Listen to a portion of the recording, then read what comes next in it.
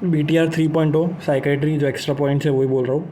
जो जियान Piaget's cognitive development है उसके अंदर जो ऑब्जेक्ट परमानेंस है वो 9 मंथ्स टू 12 मंथ्स पे डेवलप होता है। मतलब सेंसरी मोटर स्टेज बोलते हैं जो 0 to 2 years है, और ऑब्जेक्ट परमानेंस 9 to 12 मंथ्स में होता है। ठीक है। और ये जो स्टेज है सेंसरी मोटर, इसके अंदर बच्चे का जो थिंकिंग होता है उसको बोलता है अपन out of sight out of mind. मतलब कि सपोज वो मम्मी को देख रहा है, ठीक है, मम्मी तब तक एग्जिस्ट करती है जब तक उसके सामने, मम्मी अगर कहीं मान लो बाहर चली गई, उसको दिख नहीं रहा है, ठीक है, तो मम्मी एग्जिस्ट नहीं करती है।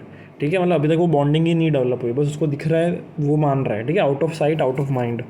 तो ये जो out of sight out of mind है ये ऑब्जेक्ट परमानेंस के पहले है, मतलब 0 to 9 मंथ्स में। ठीक है, फिर 9 मंथ्स के बाद ऑब्जेक्ट परमानेंस हो रहा, मतलब कि अब उसको लग रहा है कि हाँ भाई मम्मी नहीं है, मम्मी एक ऑब्जेक्ट है, मतलब कि वो नहीं है। ठीक है, जब वो दूर है उससे, तो वो 9 मंथ्स पे उसको महसूस होगी कमी। ठीक है, दैट इज़ ऑब्जेक्ट परमानेंस। फिर सिम्बोलिज्म आता है ego centric, that is pre operational stage. ठीक है, सिम्बोलिज्म मतलब कुछ भारी सिंबल दे देंगे कोई चीज़ को, सपोज ये टॉय है भाई, ये मेरे लिए सब कुछ है। ठीक है, ईगो सेंट्रिक है, मतलब बस कोई शॉप में गए ये चीज़ मुझे चाहिए तो चाहिए, भले दुकान बंद है। ठीक है। फिर फ्री एसोसिएशन मतलब क्लासिकल साइको एनालिसिस। ठीक है, पेशेंट को बोलते हैं तुम्हें जो मन में आ रहा है बोलो, पेशेंट को मौका देते हैं। ठीक है, that is classical psycho analysis. ठीक है, तो उसके जो अंदर के जो सबकॉन्शियस चीज़ें हैं, repressed memories, whatever suppressed memories, वो सब बाहर आती है। ठीक है, free association is equal to classical psychoanalysis. फिर ये जो है, ठीक है, कथारसिस और एब रिएक्शन। तो एब रिएक्शन मतलब कि रीलिविंग द बैड मोमेंट। ठीक है, री एक्सपीरियंसिंग मेमोरी या रिलिविंग द रिप्रेस्ड मेमोरी। ठीक है, ये एब रिएक्शन है। कथारसिस मतलब कि वेंटिंग आउट। कथारसिस मतलब कि एक सेंस ऑफ रिलीफ आता है जब आप कथारसिस करते हो। ठीक है, वेंटिंग आउट। एब रिएक्शन में सेंस ऑफ रिलीफ नहीं होगा, बस वो बैड मोमेंट री एक्सपीरियंस करेगा। ठीक है, एब रिएक्शन, तो एब रिएक्शन में भी हेल्पफुल नहीं भी हो सकता है, लेकिन कथारसिस तो हेल्पफुल है। ठीक है। फिर ये जो है अपना इमेच्योर डिफेंस मैकेनिज्म, इसके अंदर फिक्सेशन ऐड होगा कि college student continues to suck her thumb when studying for stressful exam, ये फिक्सेशन है। और जो रिग्रेशन था, ठीक है, तो मतलब रिग्रेशन और फिक्सेशन में ये डिफरेंस है कि रिग्रेशन मतलब कि कुछ माइलस्टोन अचीव हुआ फिर लॉस्ट हुआ है। फिक्सेशन में ये कभी थंब बंद चूसना बंद किया ही नहीं, हमेशा ही वो सक्स हर थंब। ठीक है, तो फिक्सेशन है, माइलस्टोन पहुंचा ही नहीं। ठीक है। फिर न्यूरोटिक डिफेंस मैकेनिज्म है, इसके अंदर पहले रैशनलाइजेशन इंटेलेक्चुअलाइजेशन सेम था, भी डिफरेंस है। ठीक है, कि इंटेलेक्चुअलाइजेशन मतलब कि remove the emotion in this facts बता दो। ठीक है, दैट इज़ इंटेलेक्चुअलाइजेशन। ठीक है, इंटेलेक्चुअलाइजेशन दैट इज़ कि भाई डायग्नोज कैंसर का पेशेंट है, उसको बस फैक्ट जानना ताकि वो इमोशन हटा दे। ठीक है, रैशनलाइजेशन में उसको एक रीज़न देते हो तुम लोग। ठीक है, रैशनलाइजेशन में कि सपोज है an employee recently find an employee recently fired. ठीक है, एक जो भी एक फायर हुआ employee, it claims that the job was not important anyway, तो वो जो जॉब था वो इम्पॉर्टेंट नहीं था, उसने एक रीज़न दिया, दैट इज़ रैशनलाइजेशन। ठीक है, it is seen in substance abuse, कि कोई दारू वारू पी रहा है तो भाई हाँ भाई मेरे लिए सही है, इस पर कोई गलत नहीं है। ठीक है, तो रैशनलाइजेशन एक रीज़न देना। ठीक है, फिर जो आइडियलाइजेशन है, तो उसके अंदर एक पेशेंट है वो बोस्ट करेगा अबाउट इस फिजिशियन बीइंग लाइक पूरा लाइक कि कोई फ्लॉ नहीं है। ठीक है, तो वो आइडियलाइजेशन है कि तुम किसी को रोल मॉडल मानते हो, उसमें कोई फ्लॉ देखते ही नहीं हो। ठीक है, आइडियलाइजेशन जैसे कि ताऊ जी है, वो नरेंद्र मोदी को एकदम परफेक्ट गिनता है। ठीक है, कोई फ्लॉ ही नहीं है उसके अंदर, दैट इज़ आइडियलाइजेशन। ठीक है, जो एग बॉम्ब सिंड्रोम है, ठीक है, तो Ekbom syndrome is equal to delusional parasitosis. ठीक है, तो यहाँ पे जो बोल रहा है दैट इज़ नॉट RLS। ठीक है, ये लोग यहाँ पे भी रेस्टलेस लेग होगा, but it is due to the कि यहाँ पे इन्फेक्शन, यहाँ पे इन्फेक्ट्स होगा। ठीक है, इन्फेस्टेशन होगा, इसलिए यहाँ पे भी रेस्टलेस लेग होगा, बट ये डिफरेंट है। तीन चीज़ अलग है, कोकेन बग्स, एग बॉम्ब और रेस्टलेस लेग। ठीक है, तो कोकेन बग्स के अंदर लगेगा कि भाई इंसेक्ट्स हैं। ठीक है, ऐसा फील होगा। कोकेन बग्स में you can feel insects, egg bomb syndrome के अंदर लगेगा कि आपके पास इंसेक्ट्स चल रहे, ऐसा फील होगा। तब जो हेलोपेरिडोल और जो फ्लूफेनाजीन है, ठीक है, तो ये दोनों ही टिपिकल एटिपिकल सॉरी हेलोपेरिडोल और फ्लूफेनाजीन ये दोनों ही टिपिकल एंटीसाइकोटिक्स है। ठीक है, और टिपिकल तो है, और ये 3 रिसेप्टर पे काम करेंगे। ठीक है, हैम रिसेप्टर्स, हैम मतलब कि H1 अल्फ़ा 1 सॉरी H मतलब हिस्टामिनिक, अल्फ़ा 1 और मस्केरेनिक। ठीक है, तो मस्केरेनिक मतलब कि कोलिनर्जिक पैरासिम्पैथेटिक सिस्टम पे काम किया। ठीक है, तो मस्केरेनिक रिसेप्टर्स को ब्लॉक किया, फिर अल्फ़ा 1 एड्रेनर्जिक को और हिस्टामिनिक। ठीक है, तो अब इन तीनों को ब्लॉक करेंगे तो ऑफकोर्स अल्फ़ा वाले को किया है तो हाइपोटेंशन हो जाएगा, एड्रिनर्जिक रिसेप्टर को ब्लॉक कर दिया तो हाइपोटेंशन हो जाएगा, ठीक है। और ये हिस्टामिनिक रिसेप्टर को ब्लॉक किया है, ठीक है, तो सिडेशन होगा, ठीक है। तो सिडेशन हाइपोटेंशन होगा, हेलोपेरिडोल और फ्लूफेनाजिन। तो अभी जो अपना टिपिकल ये है, ठीक है, टिपिकल एंटीसाइकोटिक्स, तो उसके अंदर D2 ब्लॉकेट तो है ही, ठीक है। और लेकिन D2 ब्लॉकेट के जो साइड इफ़ेक्ट्स हैं उससे भी ज़्यादा हैम के साइड इफ़ेक्ट्स हैं। हैम रिसेप्टर जो ब्लॉक हो रहा है, हिस्टामिन, अल्फ़ा 1 और मस्केरेनिक, ठीक है, उसके भी साइड इफ़ेक्ट्स हैं। तो अभी जो अपन एंटीसाइकोटिक की बात कर रहे हैं, ठीक है, तो जब D2 ब्लॉक होता है ना, तो D2 ब्लॉक होगा ना, तो बेसिकली अपने 3 डोपामिनर्जिक पाथवेज हैं, मीज़ोलिम्बिक, नाइग्रोस्ट्राटल और ट्यूबर इन्फंडिबुलर, ठीक है। तो जो मीज़ोलिम्बिक है अगर उसको ब्लॉक किया अपन ने तो पॉजिटिव सिम्टम्स ट्रीट हो जाएंगे, ठीक है। इसलिए जो पॉजिटिव सिम्टम्स की अगर ट्रीटमेंट की बात करते हैं तो टिपिकल ज़्यादा काम आएंगे कंपेयर टू एटिपिकल, ठीक है। मीज़ोलिम्बिक पाथवे अगर ब्लॉक किया है तो नाइग्रोस्ट्राटल जो है, ठीक है, तो उसके अंदर EPS होगा। नाइग्रोस्ट्राटल पाथवे अगर ब्लॉक्ड है तो EPS होगा, और अगर ट्यूबर इन्फंडिबुलर है तो वही प्रोलैक्टिन ज़्यादा होगा, ठीक है। ट्यूबर इन्फंडिबुलर पाथवे ब्लॉक कर दिया तो प्रोलैक्टिन ज़्यादा हो जाएगा।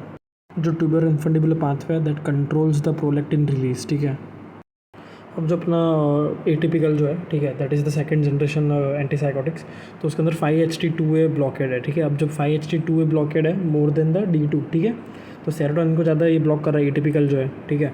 तो उसके अंदर 5-HT2A जो है दैट इज़ द सेरोटोनिन वो ब्लॉक जो हो रहा है, ठीक है, 5-HT2A, तो उसकी वजह से दोनों ही पॉजिटिव नेगेटिव सिम्टम्स में इंप्रूवमेंट आएगा, ठीक है। और सपोज़ अगर अपन ने 5-HT2C ब्लॉक किया है तो वेट गेन होगा, ठीक है। फिर एटिपिकल जो है उसके अंदर क्लोजापिन जो है, क्लोजापिन में D4 blockade is more than the D2 blockade. और एग्जांपल्स याद रखना कि ओलानजापिन, रिस्पेरिडोन, जिप्रासिडोन, क्वेटियापिन, ठीक है। और इसमें भी तो जो एटिपिकल है ना, तो एटिपिकल एंटीसाइकोटिक्स है उसके अंदर पहले तो डोपामिन D2 ब्लॉकेड तो है ही, लेकिन उससे ज़्यादा सेरोटोनिन को ब्लॉक कर रहा है। सेरोटोनिन में कौन से तो 5-HT2A एंड 5-HT2A को ब्लॉक कर रहा है और 5-HT2C को। तो जो 5-HT2C को ब्लॉक किया है इसलिए वेट गेन होगा, ठीक है। इसलिए जो एटिपिकल एंटीसाइकोटिक्स है that is the second generation, they are associated with much more metabolic side effects, ठीक है। एंड उसके अंदर भी क्लोजापिन सबसे ज़्यादा पोटेंट है, इसलिए clozapine is maximum associated with metabolic side effects, ठीक है। तो 5-HT2A ब्लॉक किया तो पॉजिटिव नेगेटिव दोनों सिम्टम्स इंप्रूव हुए। 5-HT2C ब्लॉक किया तो वेट गेन हो गया, ठीक है। फिर एग्जांपल याद रखना, क्लोजापिन D4 ब्लॉकेट ज़्यादा होगा मोर देन D2, ओलानजापिन, क्वेटियापिन, जिप्रासिडोन, रिस्पेरिडोन। तो बेसिकली पाइन, ठीक है, क्लोजापिन और जो भी पाइन आ रहा है, क्वेटियापिन और डोन, रिस्पेरिडोन, जिप्रासिडोन, तो pine and done family associated with second generation that is atypical antipsychotics. जो अपना एडप्ट जो है EPS जो है, ठीक है, उसके अंदर अपन पहले बीटा ब्लॉकर देंगे और फिर बाद में अपन बेंजोडाइज़ेपिन देंगे, ठीक है। अकाथीसिया जो है, ठीक है, मोस्ट कॉमन EPS है, days to weeks, inability to sit still, subjectivity to restlessness, ठीक है।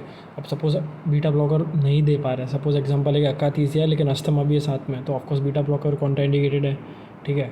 फिर अपन BZD लोराज़ेपम में स्विच करेंगे। फिर जो टार्डियोडिस्काइनेसिया है, ठीक है, एडप्ट के अंदर पार्किंसोनिज्म, फिर बाद में टार्डियोडिस्काइनेसिया जिसके अंदर D2 हाइपर सेंसिटिविटी हो रहा है, मतलब कि इतना ज़्यादा ब्लॉकेड है वो हो गया है, मतलब हाइपर सेंसिटाइज्ड हो गया है रिसेप्टर की, थोड़ा भी डोपामिन आएगा तो पूरा वो EPS करवाएगा, ठीक है।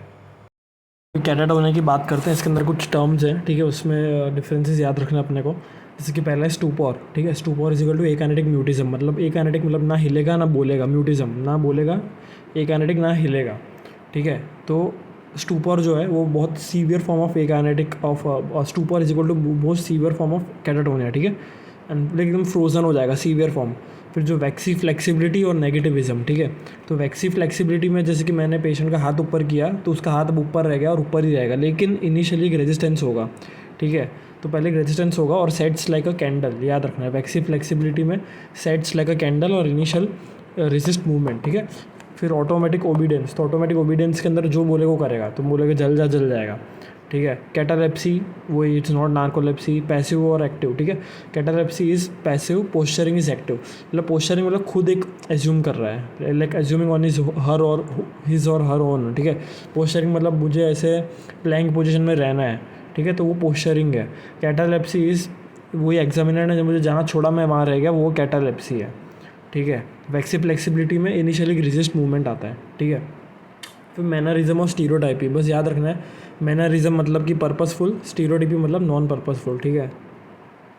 फिर एम्बी टेंडेंसी तो बस बैक एंड फोर्थ है, ठीक है। डीओसी में बेंजोडाइजेपिन आएगा, ठीक है। डीओसी बेंजोडाइजेपिन लोराज़ेपम, और अगर लोराज़ेपम नहीं काम कर रहा है लाइक रिफ्रैक्टरी टू लोराज़ेपम तो फिर अपन ईसीडी देंगे, ठीक है, इनडायरेक्ट। तो DOC is BOC, DOC is BJD and TOC is ECD, ठीक है। फिर जो पैरासुसाइड है जिसको अपन NSSI बोलते हैं, मतलब कि नॉन सुसाइडल सेल्फ इंजरी है, ठीक है। बॉर्डर लाइन में दिखता है, मतलब सुसाइडल की कोई इच्छा नहीं, बस विदाउट इंटेंट कर रहा है, दैट इज़ पैरासुसाइड, ठीक है। और फिर जो डीओसी फॉर रिफ्रैक्टरी साइकोसिस है उसके अंदर क्लोजापिन है। इसके अंदर लाइक 2 एंटीसाइकोटिक्स का यूज़ होना चाहिए, जिसके अंदर एक एटिपिकल होना चाहिए। फिर जो ब्लैक बॉक्स वार्निंग होता है, ठीक है, एंटी डिप्रेसेंट्स पर ब्लैक बॉक्स वार्निंग होता है, तो उसके अंदर we monitor the young adult on antidepressant closely, because उसके अंदर क्या होता है कि पहले सुसाइड करना तो होता है, लेकिन बिल्कुल इतना ज़्यादा साइकोमोटर रिटार्डेशन होता है कि एनर्जी ही नहीं होती है। लेकिन अब जैसे एंटी डिप्रेसेंट दिया अपन ने, तुरंत एनर्जी आ गई, सुसाइडल एबिलिटी थी उसके अंदर, तो बस मर गया वो, ठीक है। यंग पेशेंट्स के अंदर दिखता है, इसलिए एंटी डिप्रेसेंट्स पे आजकल ब्लैक बॉक्स वार्निंग आता है, ठीक है। FDA की ब्लैक बॉक्स वार्निंग आती है। फिर वो एंटी डिप्रेसेंट्स क्या करते हैं, ठीक है, तो वही सेरोटोनिन, नॉरएपिनेफ्रिन और डोपामिन के लेवल्स को बढ़ाएंगे, ठीक है। ये तीनों ही कम होता है डिप्रेशन के अंदर, ठीक है। मोस्ट इंपॉर्टेंट सेरोटोनिन कम होता है, ठीक है, मतलब नॉरएपिनेफ्रिन और डोपामिन ही कम होता है। फिर टेक्स 4 to 8 वीक्स, इसलिए 1 महीना लेना होता है। तो जो कंटिन्यूएशन फेज़ है वो 6 महीने तक चलेगा। मेंटेनेंस 1 से 3 साल तक देना है, ठीक है। उसके अंदर अगर लाइक हाई रिस्क है रिकरेंस का या फिर जो परसिस्टेंट रेसिडुअल डिप्रेसिव सिम्टम्स है तो 1 से 3 साल देना है, ठीक है। जो मेंटेनेंस ट्रीटमेंट है जो इंडेफिनिटली चलेगा, ठीक है, वो तब चलेगा जब 3 और मोर लाइफ टाइम एपिसोड्स हैं या फिर क्रॉनिक एपिसोड चल रहे 2 या 2 से ज़्यादा साल के लिए, ठीक है। तो फिर ज़िंदगी भर देते रहना है, ठीक है। स्ट्रॉन्ग फैमिली हिस्ट्री है, सीवियर एपिसोड्स है लाइक सुसाइडल अटेम्प्ट्स है, ठीक है।